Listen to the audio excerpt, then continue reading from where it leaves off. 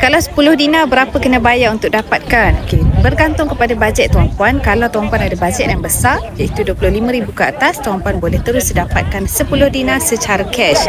Dan yang kedua, kalau tuan-puan ada bajet sekitar RM2,500 sebulan, tuan-puan boleh lock secara EPP 10 kali bayar dan tuan-puan boleh dapatkan emas selepas habis bayar selama 10 bulan. Ataupun tuan-puan boleh guna cara yang ketiga, iaitu akaun emas Gap Public Gold. GAP bermaksud Gold Accumulation Program, yang mana akaun emas ini tuan-puan boleh mula serendah RM100 dan tuan-puan boleh simpan emas sedikit demi sedikit, dan nanti lepas dah cukup 42.5 gram, tuan-puan boleh keluarkan 10 dinar dan pegang dekat tangan sendiri. Untuk 10 dinar, tuan-puan perlu book appointment dan collect dekat branch untuk ambil emas tersebut. Dan Public Gold ada 19 branch seluruh Malaysia, iaitu di setiap negeri seluruh Malaysia. Jadi sangat mudah nak menabung emas di Public Gold.